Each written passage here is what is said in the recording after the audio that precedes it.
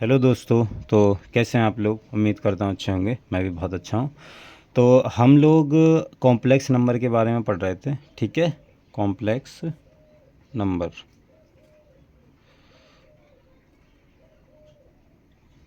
ठीक है, यानी सम्मिश्र संख्या के बारे में हम लोग पढ़ रहे थे। इसे हिंदी में सम्मिश्र संख्या कहते हैं। और इससे पहले 2 लेक्चर्स इसके आ चुके हैं, तो यदि आप लोगों ने नहीं देखे तो आप पहले उन्हें देख लीजिए, क्योंकि उसमें से मैंने आपको बेसिक बातें बताई हैं उसमें। और पिछली क्लास में हम लोगों ने आयोटा से संबंधित कुछ बातें सीखी थी, ठीक है। आज देखो एक नई चीज़ मैं आपको बताता हूँ। जैसे, और देखो हमने मापांक भी निकालना सीख लिया है। किसी भी कॉम्प्लेक्स नंबर का किस प्रकार से मापांक निकालते हैं, ठीक है। मापांक या इंग्लिश में उसे बोलते हैं मॉडुलस। जैसे देखो हमारे पास में z बराबर कोई भी नंबर है, x प्लस आई वाई, मापांक निकालना सीख लिया या नहीं? ठीक है, चलिए कोई बात नहीं। देखो जैसे z बराबर x प्लस आई वाई, ठीक है। तो मैंने आपको बता दिया था कि इसका मापांक किस प्रकार से निकालते हैं। जैसे z बराबर अगर x प्लस आई वाई हो तो मॉड ऑफ z बराबर मैं लिख सकता हूँ under root x square plus y square, ठीक। ये मैंने आपको बता दिया पहले ही लेक्चर में बता दिया शायद। अगर आप लोगों ने नहीं देखा तो आप देख लीजिए। तो इस प्रकार से किसी भी सम्मिश्र संख्या का मापांक निकालते हैं। ये क्या है? मापांक, ठीक है। ये हमारे पास में मापांक है, यानी मॉड। अब देखो जैसे हमारे पास में, और मैंने ये भी बता दिया संयुग्मी z बार बराबर, इसको ऐसे रिप्रेजेंट करते हैं तो कितनी हो जाएगी? x माइनस आई वाई। जो आई वाला काल्पनिक भाग है उसे आप उसका चिन्ह चेंज कर दो तो वो तुम्हारी कैसी हो जाती है? संयुग्मी हो जाती है। इसे हम बोलते हैं संयुग्मी सम्मिश्र संख्या, ठीक है। संयुग्मी सम्मिश्र संख्या, ये आपको पता होगा, ये मैंने बता भी रखा है। अब देखो जो आज हम करेंगे वो कुछ इस प्रकार से हैं। जैसे एक प्रमेय आती है, प्रमेय ये है और ये बड़ी इम्पोर्टेंट है, ठीक है। जैसे mod of z1 into z2 बराबर mod of z1 into z2, ये है। ये सिद्ध करने के लिए आती है, ये बहुत इम्पोर्टेंट है, ठीक है। मैं आपको बार बार बता रहा हूँ, ये बहुत ज़्यादा इम्पोर्टेंट है। इसमें कैसे करेंगे? देखो z1 z2 हमारे पास में दो सम्मिश्र संख्याएं हैं, तो हमें दिखाना है कि दोनों का गुणा कर दें, उनका मॉड ले लें और उनका अलग अलग मॉड लें और फिर गुणा करें तो वो आपस में कैसी होती हैं? बराबर होती हैं। इसको हम सिद्ध करेंगे, ध्यान से समझिएगा। मान लो मैंने एक संख्या ले ली, माना कोई सी मैंने एक संख्या ले ली सम्मिश्र संख्या, जैसे z1 बराबर मैंने मान लो ले ली x1 plus i Y one, ठीक है। और z2 बराबर मैंने एक सम्मिश्र संख्या ले ली x2 plus i y two. ये मैंने दो सम्मिश्र संख्या ले ली है। अब मैं यहाँ अगर देखो, सबसे पहले मैं z1 इंटू z2 का गुणा करूँ, बाद में मॉड लेंगे। पहले z1 इंटू z2 है, तो देखो क्या है? x1 plus i Y one, ये z1 है। और z2 कितना है? x2 plus i y to, ठीक। इनका आप गुणा करो, x1 ये x1 इंटू x2 हो जाएगा प्लस आई x1 वाई टू प्लस, देखो इसका पहले इससे किया तो ये आ गया, फिर इसका इससे करेंगे तो ये आ गया। अब इसका सॉरी, इसका तो हो गया, अब इसका करेंगे I Y one into x2 plus I square, इसका इससे जब करेंगे तो आई का स्क्वायर हो जाएगा और y1/2, ये चीज़ आ जाएगी, ठीक है। देखो अगली लाइन ध्यान से समझो, ये हो जाएगा x1 x2 प्लस आई, और ये x1y2 प्लस आई x2y2, इसको सही से लिख लेता हूँ, ठीक है।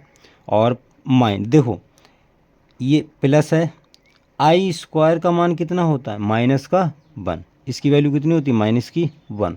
माइनस की 1 यहाँ पर रखोगे तो ये प्लस माइनस क्या हो जाएगा? माइनस हो जाएगा। तो माइनस का 1 इंटू बाई 1 इंटू बाई 2, तो 1 से इनका गुणा करेंगे तो कोई फ़र्क पड़ेगा नहीं, तो माइनस का बाई 1/2 आ जाएगा, ठीक है। अगली लाइन में ध्यान से समझो। अब ना तो इसमें आई है ना इसमें आई है, तो इनको मैं साथ में मर्ज करके लिख लूँ एक साथ में, तो x1 x2 माइनस y1/2, ये चीज़ आ गई। और प्लस इन दोनों में से आई कॉमन निकाल सकता हूँ, आई कॉमन निकालो तो x1/2 प्लस x2 बाई 2। ठीक है, सॉरी ये बाई 2 नहीं है, ये बाई 1 है। ठीक है, यहाँ पर बाई 1 लिखा हुआ था, मैंने गलती से बाई 2 लिख दिया, तो यहाँ पर बाई 1 है। ठीक है, लिखने में थोड़ी मिस्टेक हो गई। अब देखो ये अलग मैंने कर लिया है, ये जो वास्तविक भाग है वो अलग कर लिया और काल्पनिक भाग वो अलग कर लिया। ये किसके बराबर आया, Z1 Z2, इन दोनों का जब गुणा किया है तब।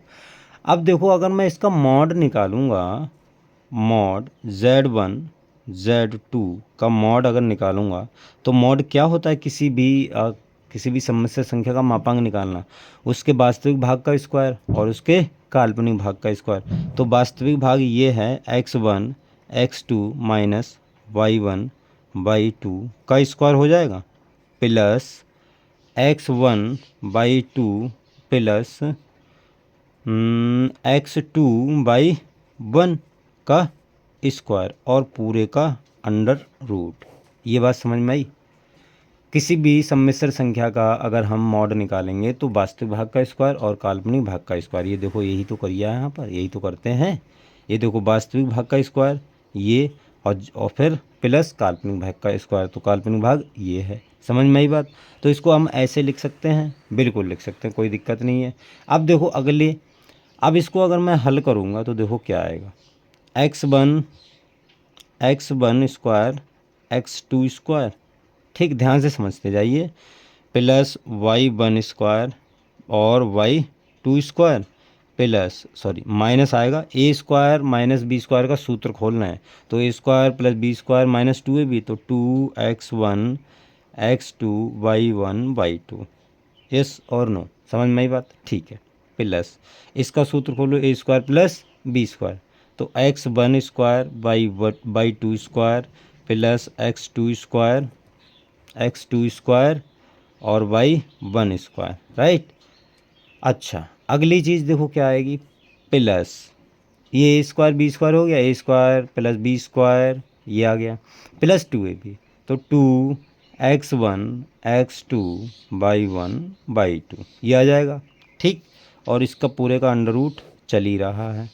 देखो 2x1 x2 y1/2, 2x1 x2 y1/2 ये कैंसिल आउट हो जाएगा, नहीं बिल्कुल हो जाएगा, कोई दिक्कत नहीं है। ठीक है, तो बचा क्या, देखो x1 square x2 square plus y1 square y2 square और plus x1 square y1/2 square plus x2 square y1 square, ये चीज़ आ गई। समझ में आई बात, क्लियर।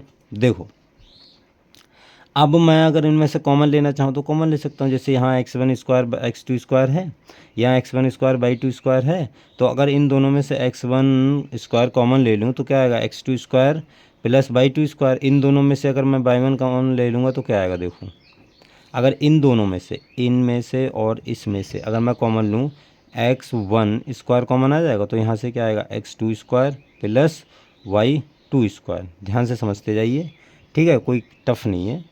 प्लस इन दोनों में से कॉमन लो, इन दोनों में से क्या चीज़, x2 स्क्वायर, नहीं y1 स्क्वायर कॉमन ले लो इन दोनों में से, तो क्या आएगा, यहाँ से x2 बचेगा, x2 स्क्वायर प्लस यहाँ से क्या बचेगा, y2 स्क्वायर, ये चीज़ बची।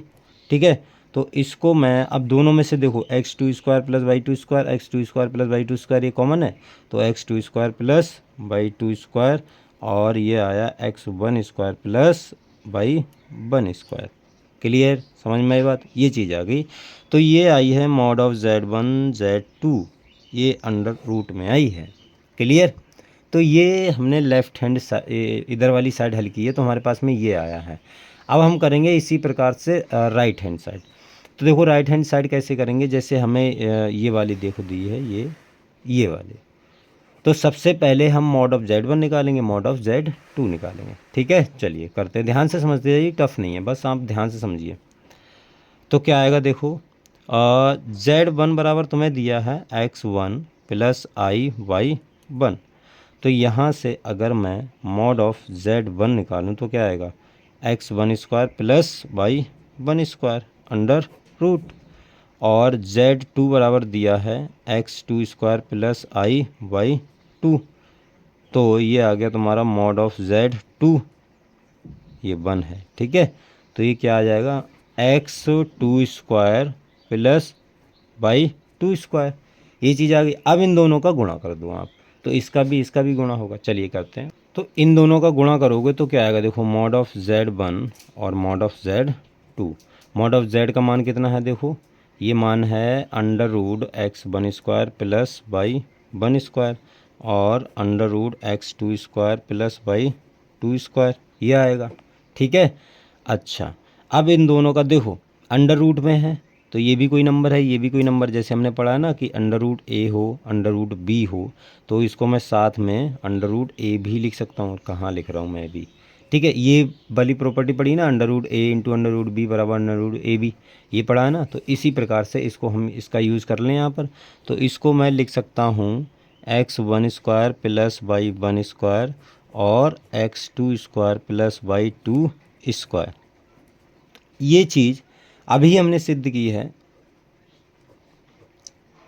ये चीज़ किसके बराबर है, ये चीज़ तो हमारी z1 इंटू z2 के ही बराबर है। यही चीज़ सिद्ध की है, देख लेना आप पिछले पेज पे। तो ये चीज़ है भाई, इसी के बराबर तो ये है, इसको हल किया तभी तो ये आया है। तो देखो इसको जब हमने गुणा किया तो इसके बराबर, मतलब जब इसको हल किया तो इसका जो मान आया है वो वही मान आया है जो हमने इसको हल किया। तो यहाँ से मैं बोल सकता हूँ अतः z1 z2 बराबर mod of z1 mod of z2। ये चीज़ हो गई, समझ में आई बात। तो ये हमने सिद्ध कर दिया, क्लियर। ये पहली थ्योरम हो गई। थ्योरम है या आप बोल सकते हो एक रिजल्ट है, उसको हमने प्रूफ कर दिया है। सेकंड देखो, दूसरा जो रिजल्ट है या दूसरा जो थ्योरम है वो ये है कि z1 अपॉन z2 को जब हल करें तो z1 mod of z1 upon mod of z2 ये अलग अलग आए, ठीक। इसको जब हल करें तो ये चीज़ आए, मतलब पहले हमने गुणा किया था तो हमारे पास में इस बराबर, ये हमने सिद्ध किया था। अब हम क्या कर रहे हैं कि उन दोनों को भाग दें और उनका मॉड निकालें, तो वो वही आए जो mod of z1 upon mod of z2 आ रहा है, क्लियर। तो इसको मैं आपको होमवर्क में देता हूँ, आप ट्राई ज़रूर करना, ठीक है। अगर नहीं होगा कल मैं बताऊँगा, वैसे भी अगली क्लास में इसको मैं प्रूफ करवाऊँगा क्योंकि अच्छा रिजल्ट है, ठीक है। लेकिन फ़िलहाल आप ट्राई करना, एक बार आप ट्राई करोगे तो आपको पता चलेगा कि यहाँ कैसे करके मतलब कुछ जो आपको नहीं समझ में आ रहा हो सकता है, जब आप इसको प्रूफ करो तो वो बातें आपको समझ में आ जाए, ठीक है। चलिए फिर आप इसको करिएगा ज़रूर। चलिए फिर आज के लिए इतना रखते हैं, मिलते हैं अगली वीडियो में, तब तक के लिए बाय।